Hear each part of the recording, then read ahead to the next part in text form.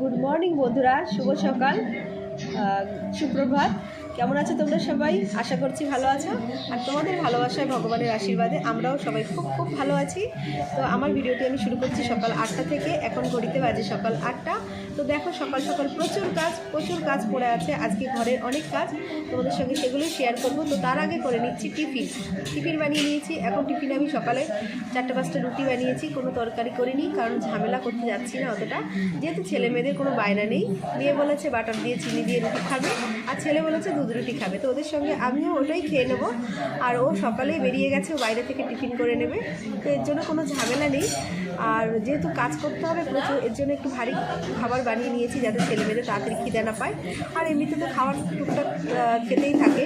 তো তারপরে কাজকর্ম সেরে তারপরেই দুপুরে রান্না হবে। আর আজকে রান্নাটা আমি একবারেই সেরে নেবো, রাত্রে ঝামেলা করবো না, যেহেতু দেরি করে রান্না করবো। তো চলো বন্ধুরা, এত কিছু কথা না বলে তোমাদের সঙ্গে সোজাসুজি কাজে চলে যাই। তো আগে টিফিন করে নিই বন্ধুরা, তারপরে বাদবাকি কাজটা করবো।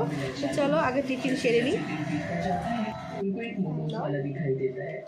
अब दोनों के दिमाग में एक ही बात आती है कि क्यों ना वो मोमोज बनाकर बेचना शुरू कर दे। फटाफट दोनों घर जाते हैं, पर अब उसके पास पैसे नहीं होते। फिर रीना दादी की भारी भारी दो चार কাজ বলতে আজ হবে ঘরের সাফ সাফাই, সব কিছু পরিষ্কার পরিচ্ছন্ন। তো দেখো অনেক দিনে ঝুল পড়েছিল, কাজের জন্য সময় পাচ্ছিলাম না ঝুলগুলো ভাঙার। তো আজকে ভাবছি ঝুলটা ভেঙে নেব, কারণ যেহেতু বাড়িতে যেতে হবে, এক সপ্তাহ আছে। কিন্তু ভাবছি কি যে এরকমভাবে রেখে যাওয়া তো ভালো লাগে না, কারণ বাড়ি থেকে এসে তো সব কিছু করতেই হবে। কিন্তু তবুও দেখো ঘরে ঝুল হলে একদমই ভালো লাগে না। তো আমি এরকম ঝুল ভেঙে নিচ্ছি। ঘরে প্রচণ্ড ঝুল হয়েছে, কারণ যখন ঘরটা কালার করার পর থেকে আর ঝুল ভাঙা হয়নি। তো সেই কারণে একটা ঘরের ভেতর সব কিছু রান্না বান্না, এর জন্য না বন্ধুরা তাড়াতাড়ি খুব ঝুল পড়ে।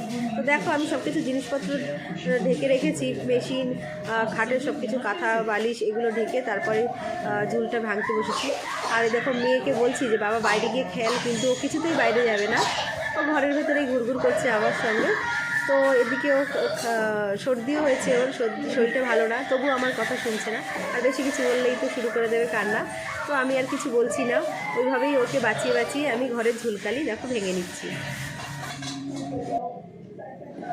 ঘরের চুলকালি তো ভালোভাবে ভাঙা হয়ে গেছে। তো এবার ভাবছি কি আগে ঘরটার যেসব নোংরা করেছে সেগুলো আগে ঝাড় দিয়ে পরিষ্কার করে ফেলি, তারপরে বাদবাকি সব কিছু পরিষ্কার করব। কারণ দেখো এতগুলো ঝুলকালি চারপাশে পড়েছে, তার মধ্যে যদি অন্য কিছু পরিষ্কার করি তো সেগুলো আবার আরও নোংরা হয়ে যাবে।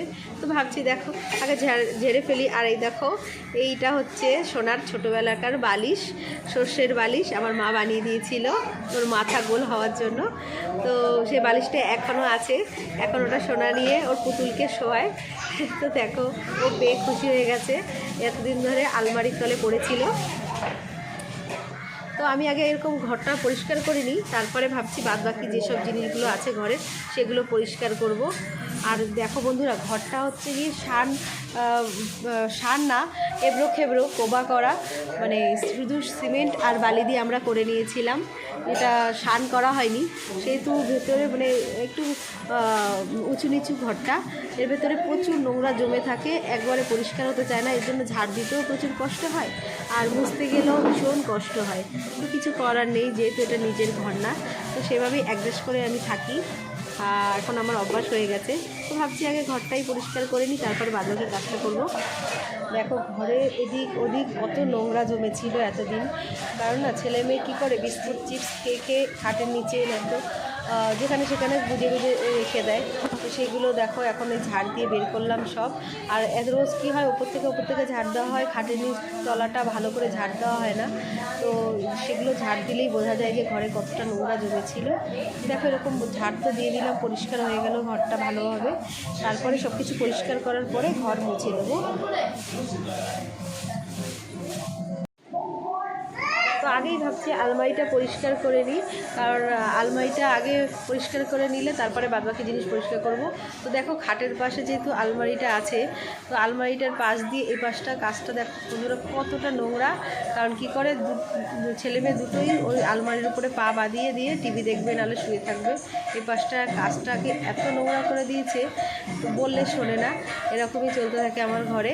তো ভাবছি আগে আলমারিটাই ভালো করে পরিষ্কার করে নিই, ভেতরটা আর পরিষ্কার করবো না, ভেতরটা করতে গেলে সারাটা দিন লেগে যাবে, কারণ ভেতরে যা অবস্থা আছে তো সেটা তো বুঝতেই পারছো তোমরা।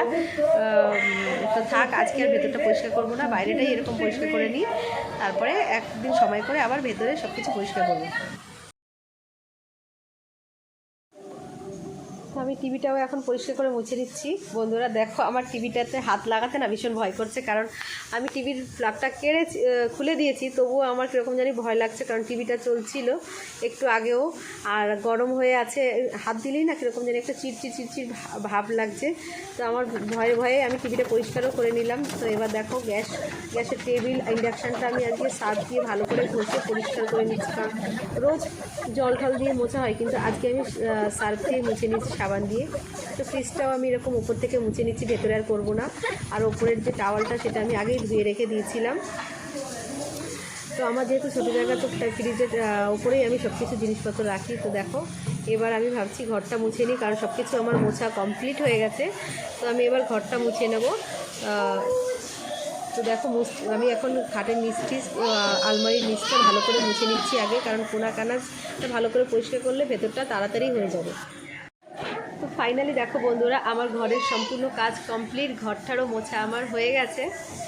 তো দেখো, এরকম আমি ঘরটা মুছে নিচ্ছি, কারণ ঘরটা মুছতেই আমার খুব সময় লেগেছে অন্য কাজের থেকে, কারণ ঘরটা এরকম উঁচু নিচু গর্ত টাইপের।